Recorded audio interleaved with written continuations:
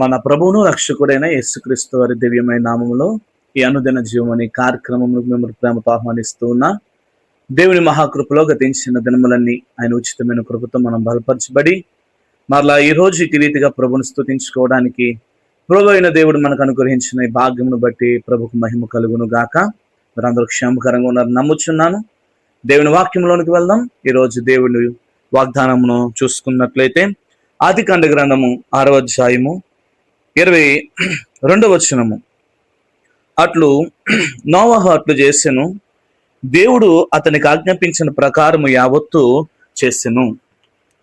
ప్రియ సహోదరి సహోదరులారా, ఈ దినాన్న అనేక మంది ప్రభువు ఏది చెప్తూ ఉన్నారో దానిని చేయలేకపోతూ ఉన్నాం. ఆయన మనకు సమస్తాన్ని కూడా స్పష్టముగా తెలియపరిచాడు, మీరు ఇది చెయ్యండి, ఇది చేయవద్దని. మనం ఇక్కడ చూసుకున్నట్లయితే నోవాహుకు ప్రభువు ఏదైతే ఆయన చెప్పి ఉన్నారో దానిని తూచా తప్పకుండా నోవాహు చేసినట్లు ఇక్కడ మనము చూస్తూ ఉన్నాం. యావత్తు ప్రభువు ఏదైతే నోవాహుకు సెలవిచ్చారో దానిని తూచా తప్పకుండా ప్రతిదీ కూడా నోవాహు చేసి ఉన్నారు. ఇది నాన్న నీ జీవితంలో ఈ మాటలు వింటున్న ప్రియ సహోదరి సహోదరుడా, మీ జీవితములలో మన జీవితాలలో ప్రభు ఏదైతే చెప్పుతూ ఉన్నారో వాటిని మనము చేస్తున్నామా చేయట్లేదా? ఆయన చెప్పుతున్న ప్రతి మాట మనం పాటించగలుగుతున్నామా? ఆయన ఏదైతే సెలవిస్తూ ఉన్నారో దానిని మనము తూచా తప్పకుండా నెరవేరుస్తున్నామా? ఒకసారి ఆలోచించాలి. ఇక్కడ మనం చూసుకున్నట్లయితే దేవుడు నోవాహు ఓడను నిర్మించమని చెప్పినప్పుడు అది ఆ కాలపు మనుషులకు చాలా విచిత్రమైంది. ఆ రోజుల్లో ఓడ అనేది ఎవ్వరికి తెలియకపోయినప్పటికీ కూడా వర్షం అంటే ఏంటో తెలియకపోయినా నోవాహు దేవుడు సెలవిచ్చిన మాటను విశ్వాసముతో నమ్మి దానిని కొనసాగించినాడని ఇక్కడ మనం చూడగలుగుతాం. కొండ మీద అంత పెద్ద ఓడ కట్టడం ఎన్నో సవాళ్ళతో కూడినది. మనం కూడా మన జీవితాలలో కొన్నిసార్లు దేవుడు ప్రణాళికను అర్థం చేసుకోలేకపోతూ ఉంటాం. దేవుని యొక్క ఉద్దేశములను అర్థం చేసుకోలేకపోతూ ఉంటాం. ప్రభు మనకు చెబుతున్న మాటలను మనము ఆలోచించలేకపోతూ ఉంటాం. కానీ ఇక్కడ మనం ఈ భక్తుని చూసుకున్నట్లయితే అది ఎంత కష్టమైనప్పటికీ, ఎటువంటి శ్రమతో కూడినప్పటికీ, అనేకమైన సవాళ్ళతో కూడినప్పటికీ కూడా దేవుని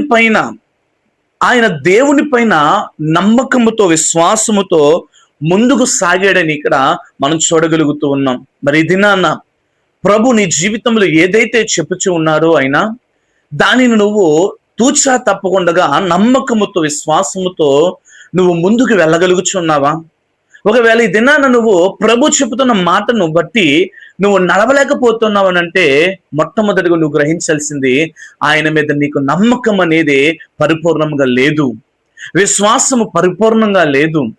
నువ్వు ఇంకాను ఏదో అల్పకాలమైన విశ్వాసమును నువ్వు చేస్తున్నావని ఈ దినాన నువ్వు గ్రహించాలి.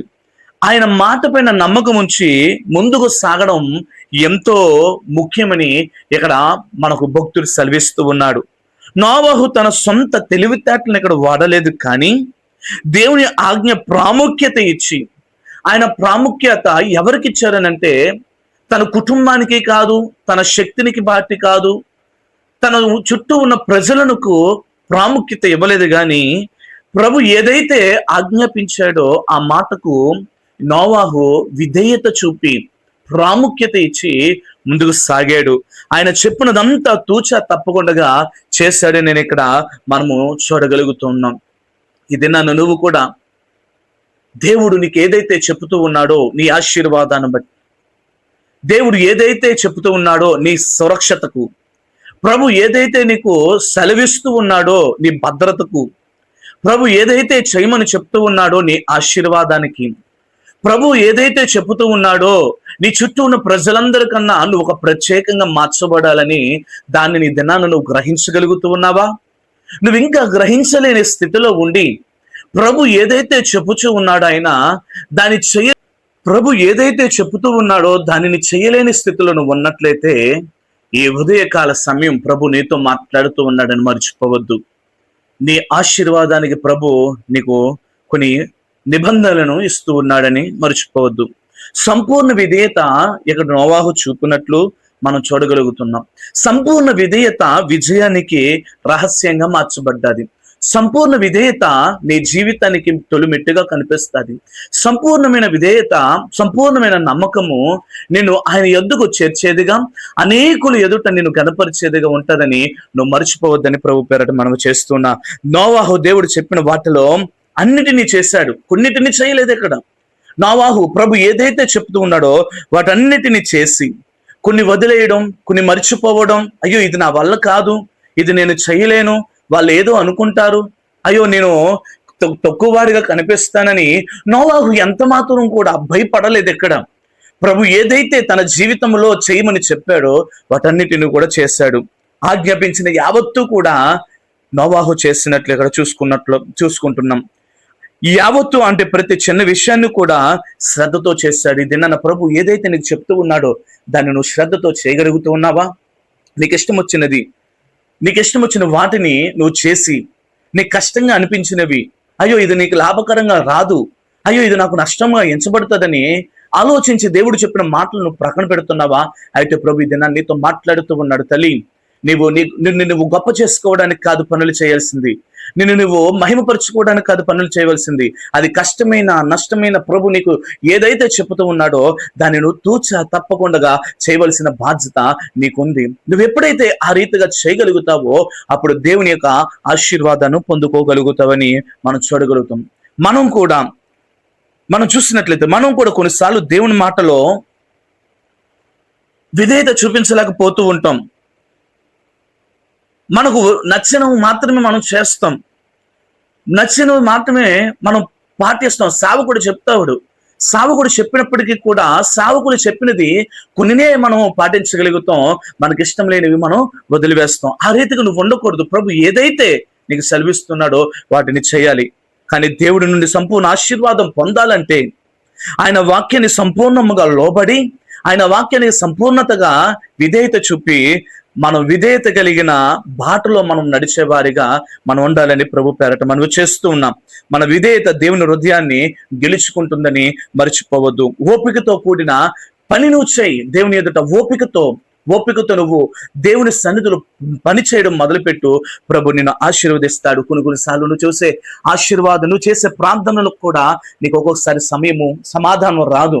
అయినప్పటికీ నువ్వు దిగులు చెందకు.